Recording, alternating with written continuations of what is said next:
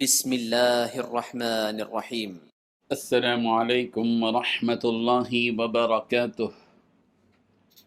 الحمد للہ حمدا کثیرا طیبا مبارکا فیہ، والصلاة والسلام علی اشرف الانبیاء والمرسلین محمد وآلہ وصحبہ اجمعین، اما بعد۔ حاضرین و ناظرین، یہ درس نمبر 1586 ہے اور آج سورۃ العنکبوت کی 3 آیتوں کی تلاوت اور تشریح کی جائے گی۔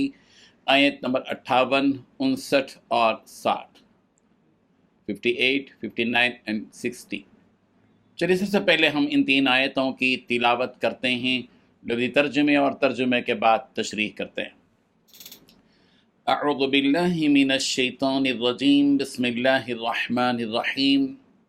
والذین آمنوا وعملوا الصالحات لنبوئنہم من الجنة غرفا تجری من تحتها الانہار خالدین فیہا نعم اجر العاملین الذین صبروا وعلی ربہم یتوکلون وَكَأَيٍّ مِّن دَابَّةٍ لَا تَحْمِلُ رِزْقَهَا اللَّهُ يَرْزُقُهَا وَإِيَّاكُمْ وَهُوَ السَّمِيعُ الْعَلِيمُ۔ صدق اللہ العظیم۔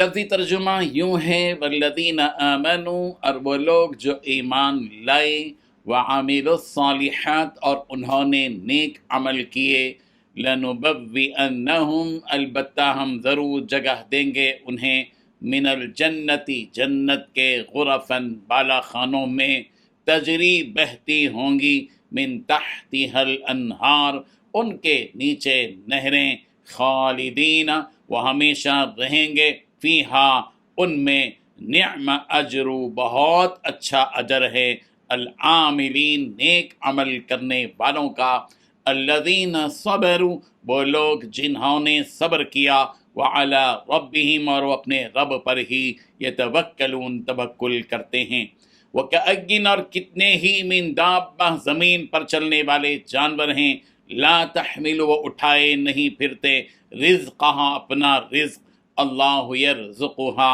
اللہ ہی ان کو رزق دیتا ہے، وَإِيَّاكُمْ، اور تمہیں بھی، وَهُوَ، اور وہ، السمیع، خوب سننے والا، العلیم، خوب جاننے والا ہے۔ ان 3 آیتوں میں 8 باتیں بتلائی گئی ہیں۔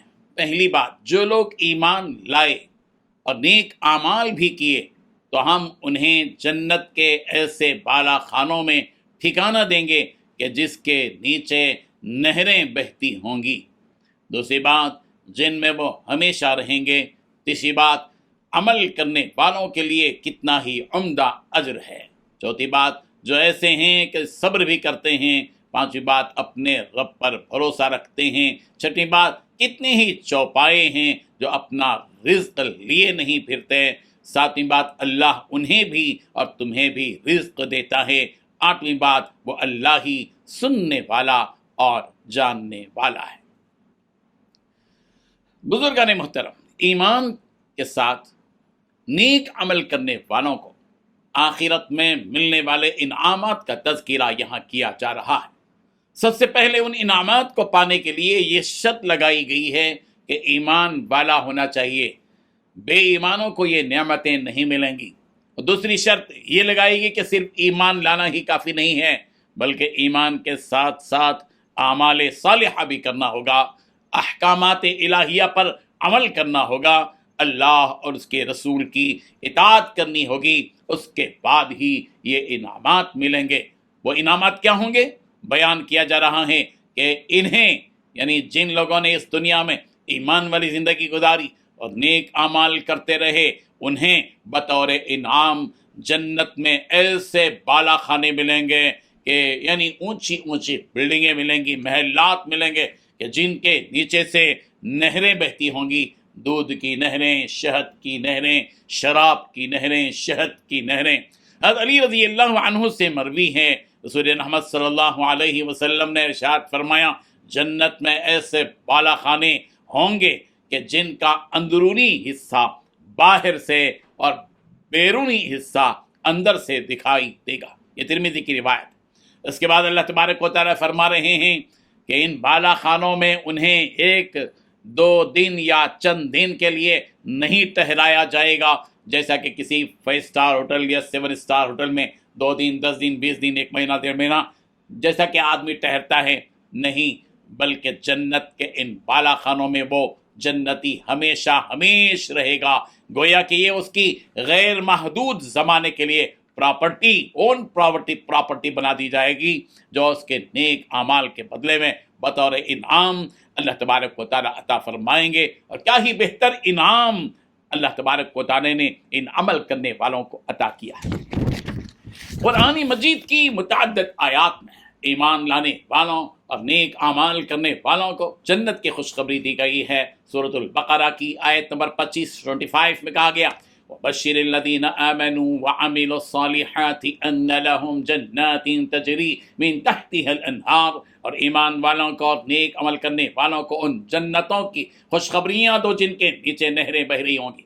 سورۃ النساء کی آیت نمبر 57 میں اللہ تبارک و تعالیٰ نے فرمایا وَالَّذِينَ آمَنُوا وَعَمِلُوا الصَّالِحَاتِ سَنُدْخِلُهُمْ جَنَّاتٍ تَجْرِي مِن تَحْتِهَا الْأَنْهَارُ خالدین فیہا ابدا، اور جو لوگ ایمان لائے اور نیک اعمال کیے ہم ان قریب انہیں جنتوں میں داخل کریں گے جن کے نیچے نہریں بہ رہی ہوں گی۔ سورہ اعراف کی آیت نمبر 42 میں کہا گیا والذین آمنوا وعملوا الصالحات لا نکلف نفسا الا وسعها اولئک اصحاب الجنہ ہم فیہا خالدون، جو لوگ ایمان لائے اور انہوں نے نیک عمل کیے ہم کسی شخص کو اس کی قدرت سے زیادہ کا مکلف نہیں بناتے، وہی لوگ جنت والے ہوں گے اور وہ اس میں ہمیشہ ہمیش رہیں گے۔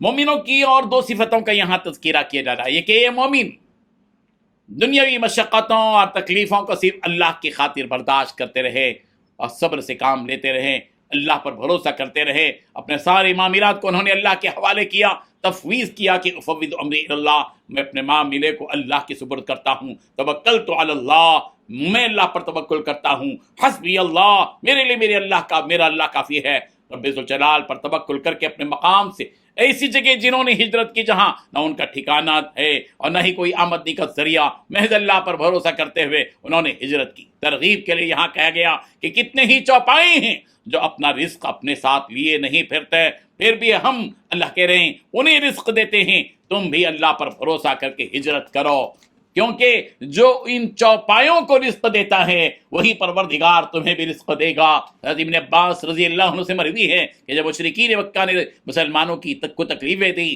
تو آپ علیہ الصلوۃ والتسلیم نے ان سے کہا کہ یہاں سے نکل کر مدینہ چلے جاؤ اور ظلم و زیادتی سہتے یہاں نہ رہو۔ اس پر مسلمانوں نے کہا کہ ہم وہاں چلے تو جائیں گے مگر وہاں نہ تو وہاں ہمارا گھر ہے اور نہ ہی ٹھکانہ اور نہ ہی وہاں ہمارے کوئی رشتہ دار ہیں جو ہمیں کھلا پلا سکیں۔ اس وقت یہ آیت نازل ہوئی وَكَأَيٍّ مِّن دَابَّةٍ، اور کتنے ہی ایسے چوپائے ہیں لا تحمل رزقها جو اپنا رزق اٹھائے نہیں پھرتے، اللہ یرزقها وإياكم، اللہ ان کو بھی رزق دیتا ہے اور تم کو بھی رزق دیتا ہے۔ رب ذوالجلال پر بھروسہ کرو، ہجرت کرو، تمہارا پروردگار تمہارے لیے روزی کا انتظام کرے گا۔ حضرت ابن عمر رضی اللہ عنہ سے مروی ہے کہ میں نبی کریم صلی اللہ علیہ وسلم کے ساتھ ٹہلنے کے لیے نکلا تو ہم انصار کے بعض باغات میں پہنچے تو آپ علیہ الصلوۃ والتسلیم کھجوریں چننے اور کھانے لگے۔ کہ نبی کریم صلی اللہ علیہ وسلم نے مجھ سے کہا اے ابن عمر تم کیوں نہیں کھاتے؟ تو میں نے کہا یا رسول اللہ میرا جی نہیں چاہ رہا ہے۔ پیارے پیغمبر نے فرمایا کہ میرا من تو کھانے کو کرتا ہے، اس لیے کہ یہ چوتھی صبح ہے کہ میں نے کوئی کھانا نہیں کھایا چکا ہے اور نہ ہی مجھے کھانے کو کچھ ملا ہے، یعنی 3 دن تک مسلسل میرے اور آپ کے پیارے آقا حضرت محمد مصطفیٰ صلی اللہ علیہ وسلم بھوکے تھے۔ سرکار فرماتے ہیں اگر میں چاہتا تو میرے ساتھ میرے رب سے دعا کرتا اور وہ مجھے قیصر و کسریٰ جیسی دولت سے نوازتا، مگر میں نے ایسا نہیں کیا۔ اے ابن عمر تمہارا اس وقت کیا حال ہوگا جبکہ لوگ سالوں سال کی خوراکیں جمع کرنے لگیں گے جن کا ایمان و یقین کمزور ہوگا۔ ابن عمر رضی اللہ عنہ فرماتے ہیں کہ اللہ کی قسم ہم اس جگہ سے ہٹے بھی نہیں کہ یہ آیت نازل ہوئی وَكَأَيٍّ مِّن دَابَّةٍ لَا تَحْمِلُ رِزْقَهَا۔ تفسیر ابن ابی حاتم میں یہ بات موجود ہے۔ حضرت عمر ابن خطاب رضی اللہ عنہ سے مروی ہے رسول رحمت صلی اللہ علیہ وسلم نے فرمایا اگر تم اللہ پر ایسا بھروسہ کر لو جیسا کہ بھروسہ کرنے کا حق ہے تو وہ تمہیں بھی ان پرندوں کی طرح رزق دے گا جو صبح تو خالی پیٹ اپنے آشیانے سے نکلتے ہیں مگر جب وہ واپس رات کو لوٹتے ہیں تو ان کا پیٹ بھرا ہوا ہوتا ہے۔ یہ ترمذی کی روایت ہے۔ آگے اللہ تبارک و تعالیٰ فرما رہے ہیں وہ ایسا ہے کہ تمہیں اس سے زبان سے مانگنے کی بھی ضرورت نہیں، بلکہ وہ تو تمہارے دلوں کی آہٹوں کو اور آرزوؤں کو بھی سن لیتا ہے، اور تمہارے دل میں جو تمنائیں انگڑائیاں لیتی ہیں بغیر کہے بھی وہ انہیں جان لیتا ہے۔ بس اللہ پر بھروسہ کرو اور نکل پڑو۔ اللہ تبارک و تعالیٰ ان آیات کی حقیقت کو سمجھنے کی اور ان آیات کی روح کو اپنے سینوں میں محفوظ رکھنے کی توفیق عطا فرمائے۔ آمین۔ وآخر دعوانا ان الحمد للہ رب العالمین۔